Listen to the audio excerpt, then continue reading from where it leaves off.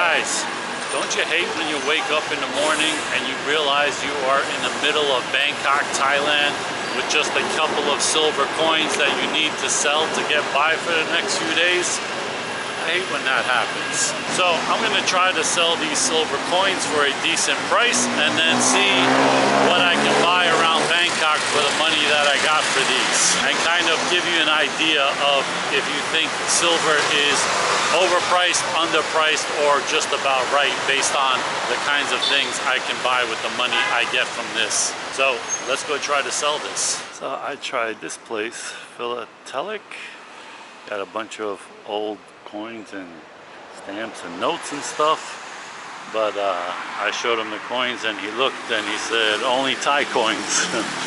So not really interested. Let's see what else we have. Oh, there's a place right here, stamps and coins. Let's see if I have better luck here. Guys, I don't really know what I'm doing on this side of town. I'm not sure where I am, but I looked up a few coin dealers in silver and they all seem to cluster in this area, though some of them are closed today. But a lot of these stores all say silver this, silver jewelry, some stamps, some coins.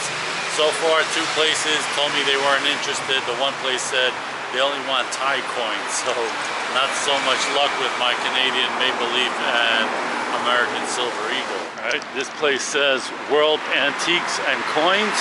Maybe I'll try them. I don't know if they're open. This place, Silver Factory, manufacturer, exporter, and wholesaler, silver jewelry. Maybe I'll give them a shot. So I tried 2 other places.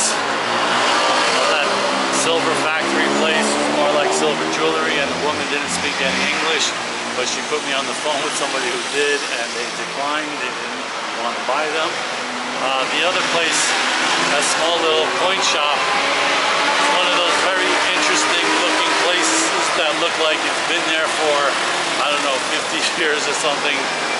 Very eclectic kind of look to the store, you know, coins and antiques and all kinds of stuff around that I would have liked to videotape in there. That would have been pretty cool to see that place. So I was thinking my last resort would be this place across the street, the Acai place, but it looks like they're closed.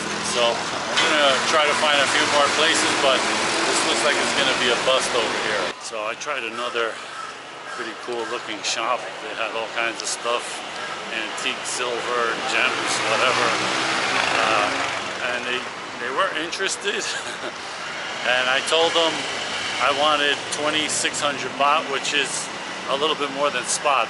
Spot would be 25.32 for both of them, because the Thai baht is like 32.30 to the dollar and silver is like 39.15.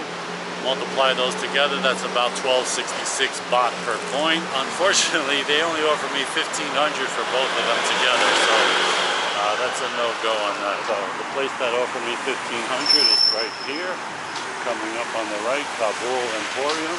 Like I said, it's a pretty cool looking place. Outside they got all kinds of stuff in there, but I'm not too happy with the price. So, I don't know what this area is, but it's like ground zero for all these silver jewelry kind of stores. So I might as well try a few more just to see what happens. So guys, I was able to sell my coins in Bangkok. I'm not in Bangkok anymore. If anybody knows where I am right now, let me know in the comments. But the video I did after I sold it, I lost it, or it messed up. Only got like 2 seconds and it blanked out. So here's a recap. The street that I was on that had all the silver jewelry dealers, I went a little further down on a little side street and there was like 2 or 3 dealers on there, but I really didn't have a lot of hope. But I went into one and it was like a family there. It was a woman who was probably, I don't know, 30, 35 or so, like 2 kids that were 8, 10, 12 or something, and they looked like they were like assembling some stuff, like kind of helping with the jewelry business or something, and the husband. And I offered the American Silver Eagle and the Canadian Silver Maple Leaf. She looked at it and she goes, let me ask my father, who was like in another room that I could not see. So she went back and asked her father, and she came back and said, my father said he will pay you 39 baht per gram. So I was like, okay, I got to do some calculations here. So 39 baht times 31.1 grams in a troy ounce gives you like 1,213 baht for an ounce. I calculated at the time that $1 US was 32.3 Thai baht, and silver was about $39.15 at the time. So if you multiply those two together, you get about 1,266 baht per 1 ounce of silver was the spot price. So they were offering me about 53 baht less per coin, which is about a 4% discount to spot. So in other words, about $1.50 off of spot when silver is like $39. Not bad. So after I did the calculations, I said, okay, that's fine. I got the money, and then I pulled out my camera and I asked her, I said, hey, can I shoot a little bit about this transaction for YouTube, you know, and I'll talk about your store or whatever.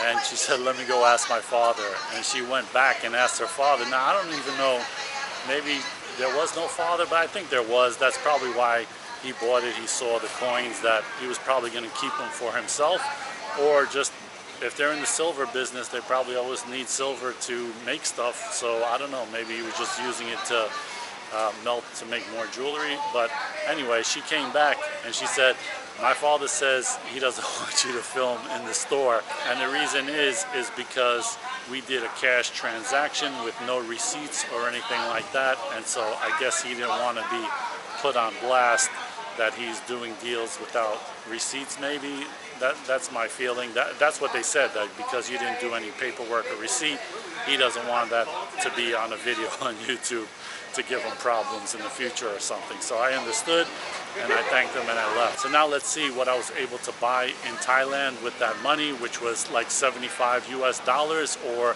about 2,426 Thai baht. Nice electric car.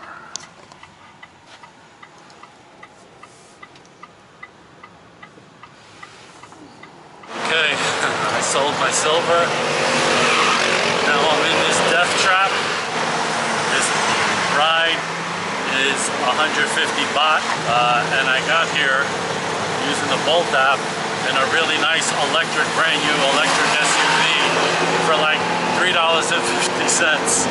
So I don't know, I thought you were supposed to pay less for these things, but maybe it's part of the adventure, I don't know, but hopefully I get there okay. So this nice breakfast right here with the coffee and beans and bacon and sausage and eggs and all this, 179 baht.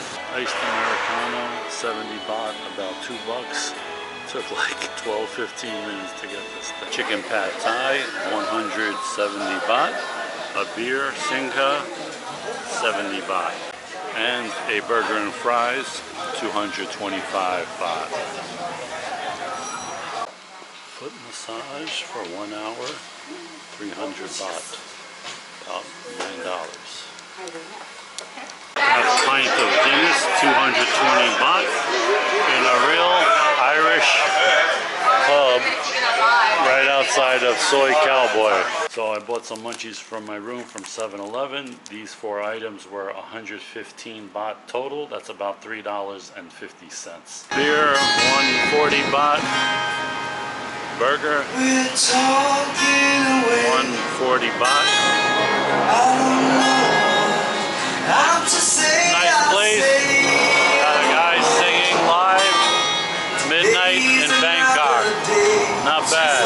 Margarita pizza, kind of small, 290 baht. Quarter pounder with cheese, 170 baht, about $5.25. Large 7-Eleven iced coffee, 45 baht, about $1.50.